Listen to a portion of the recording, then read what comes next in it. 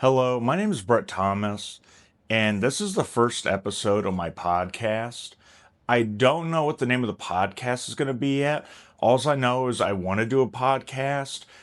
That's how much of a narcissist I am. Like, people need to hear my thoughts, but I don't have a name yet. I'm also a narcissist too, because it's probably going to have something with Brett in it. Well, I'm the only host, so it makes sense Brett's in it. I mean, it doesn't have to, but it could be anything. Even though my name's Brett, it could be Dave's cast, not Brett cast, It could be Jonah's cast, Maurice's cast, Mary's cast, Brett cast. I don't know what's going to be. I want to thank anyone who's listening right now that used to listen to my last podcast, Brett Talk. It used to be an advice podcast. On this podcast, it's going to be like a general podcast. I'll probably still give advice because I think people need to hear what I have to say about their problems in life situations. So I'll tell like funny stories. I'll have some good guests. A little bit about me for maybe the five people that don't know me that are going to listen to this. But I'm a Cleveland based stand up comedian. I've been doing comedy for about a decade now. And I've just been trying to find my way on the internet stuff. I've been trying to make videos. I had a podcast before. And I really enjoy creating content. So I'm gonna give this a go. I'm gonna put a lot of time and energy and heart into it, and I hope you guys like it. I got the stand up thing down. I mean, it can always improve in stand up, but just like I found my thing years ago. I've always wanted to do stand up. I never always wanted to do a podcast, but when I was born, podcasts didn't exist. I guess it was talk radio, but not podcasts yet. Also, I know you're thinking, thank God there's another white male for us to hear our opinion on because we don't get enough of that. And I'm glad I could be there for you. Let me be your white male.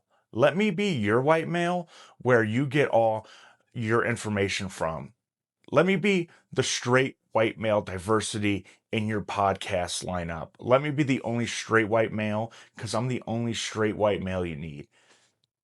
My wife helps me with this podcast, and, I want to make money one day doing this because who doesn't? I know it's my dream to be a stand-up comedian, but what's funny is me and my wife, every time, we set up the video, she gives me a kiss, and I said, if this thing takes off, that's what the Patreon is going to be, is you pay a little extra and you get to see the before and after and us kiss. And she said, no, that's the OnlyFans.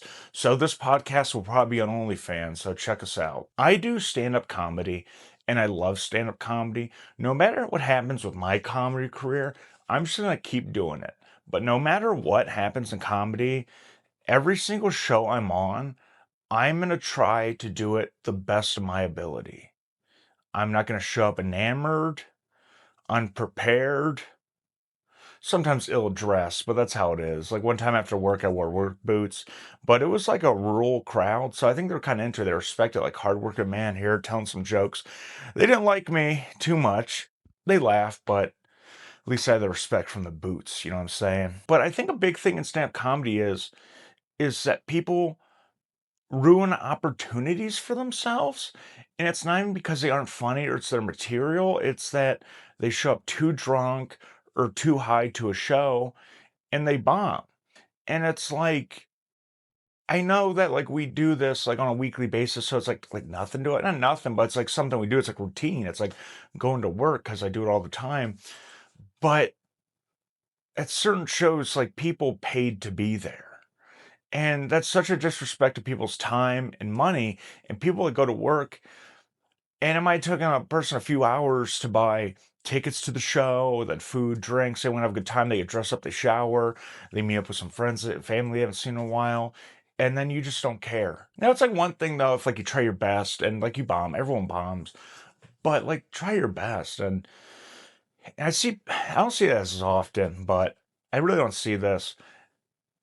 I don't really see, you should not use like notes on stage at a paid show. I don't even use notes at an open mic. My thought process behind that is like what I'm doing now, I can't think. So like if I had notes I could like read, but like I don't, because if I forget something I want to say it, I might start riffing. It also helps me like remember, like it builds up the skills for me to build a memory to do it. And no matter what, in stand up, every set you're gonna forget something. It happens.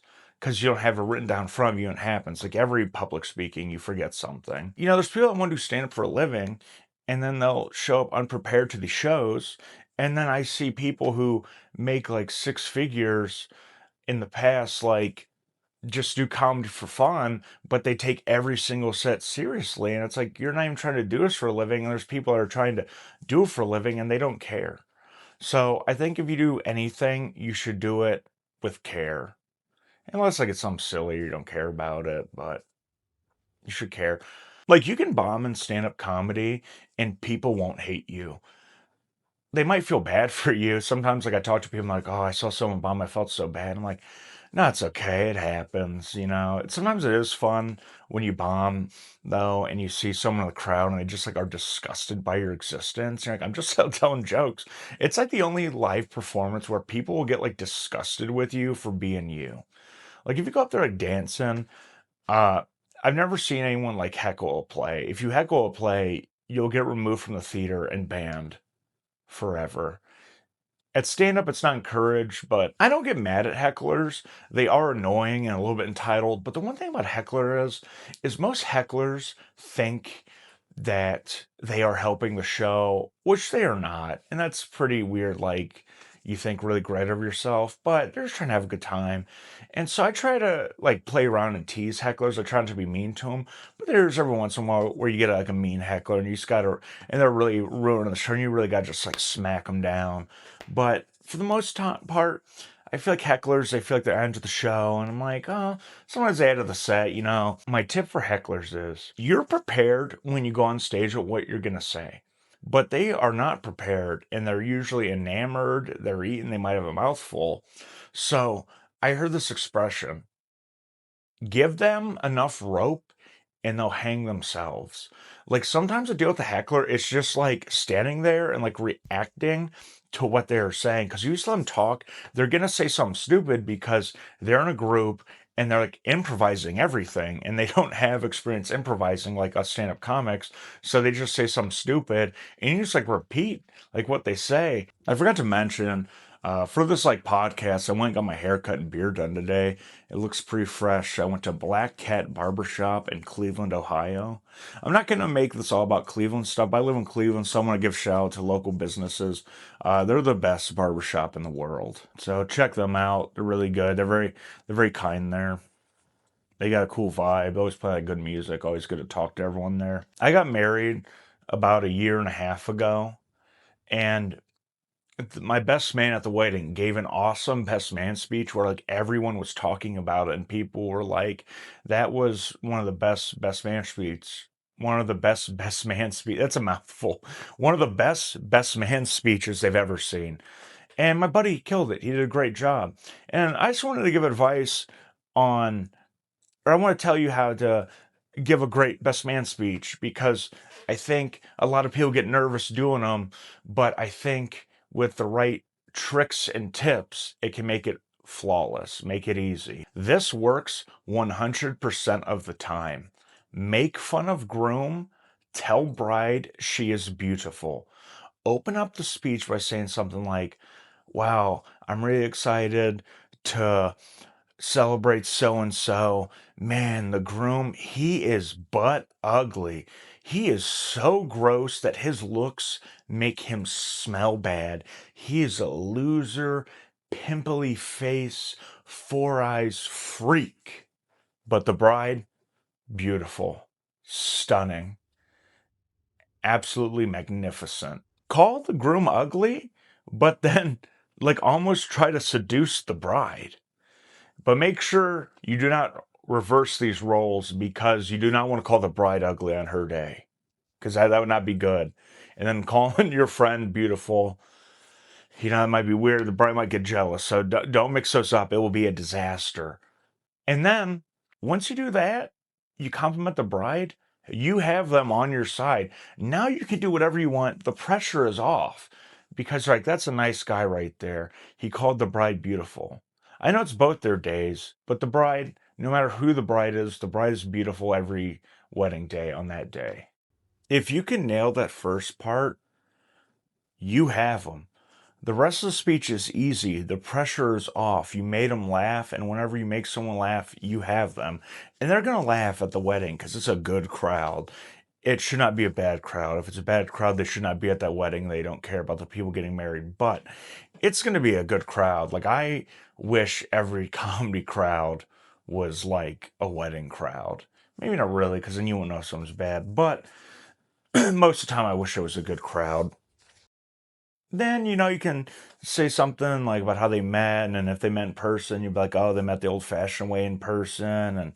And you gotta be careful because you don't want to make it like a stand-up routine, but you want to make them laugh maybe again, and say something like nice about how both their personalities mesh so well and they complement each other, and I wish them a lifetime of happiness, and then you're good. It doesn't have to be short, it doesn't have to be long, but it has to be tight. Get in, get out, and make your points clear. Not like this podcast where I'm going all over the place on tangents. Make it concise. But the wedding speech should not be a podcast. That would be pretty funny though if someone set it up like a podcast and they were like talking and did the whole thing. But you probably have to talk about the bride or groom before you do that because it's their day.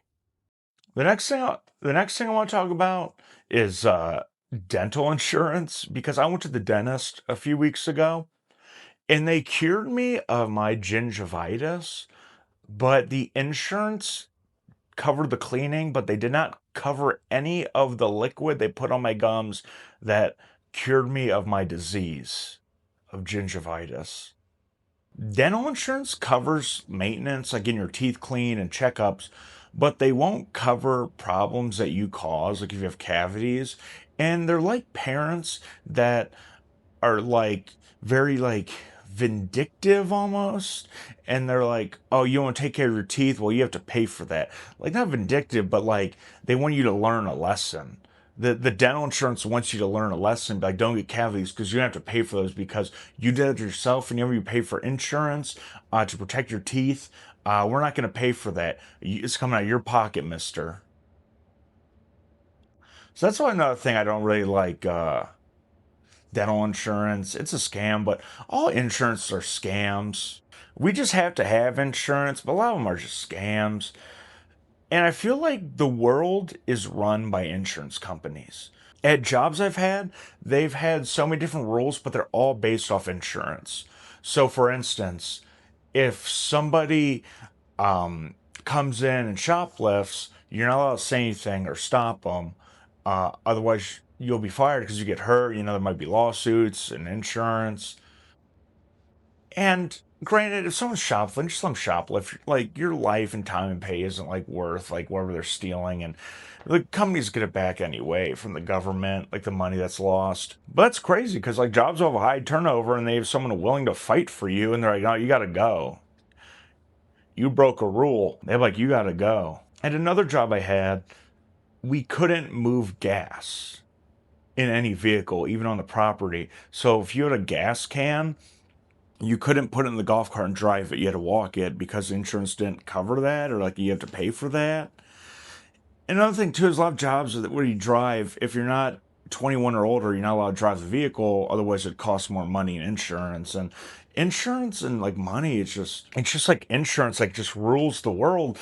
Because if you think about it, though, I mean, there are a lot of good things, though. It's not just insurance, it's also getting sued. Like, the only reason why businesses put out caution wet floors, it's not so people slip, it's so they can't get sued when they slip. Walmart doesn't even care about their employees. What makes you think they're going to care about the customer? They just want your money, and and whatever happens there, you could die there. They could care less. They just care about getting sued. You die at a Walmart, they're not like, oh man, I can't believe our store lost a life. They're like, this is gonna cost us a lot of money, but that's okay. The retail workers, we won't give them a raise the next few years. That's where we'll get that money from. That happens at jobs all the time. But thank you guys for listening to this podcast. I'm gonna try really hard, and it's gonna be on YouTube and Spotify. And by the time this podcast come out, it should have a name. Otherwise, I don't think I could list it without a name. Except on YouTube, I could just put like a period. That's the name of the video, but I'm not going to do that. So this is episode 1. I'm going to try to do some more episodes here soon. I'm going to try to have them come out on a weekly basis and post content. Hope you guys like it. Give me a follow on the different social medias. Instagram at Brett Thomas 1896. Facebook, Brett Thomas, YouTube, Brett Thomas Comedy. Thank you guys for listening. I love you. Have a good day.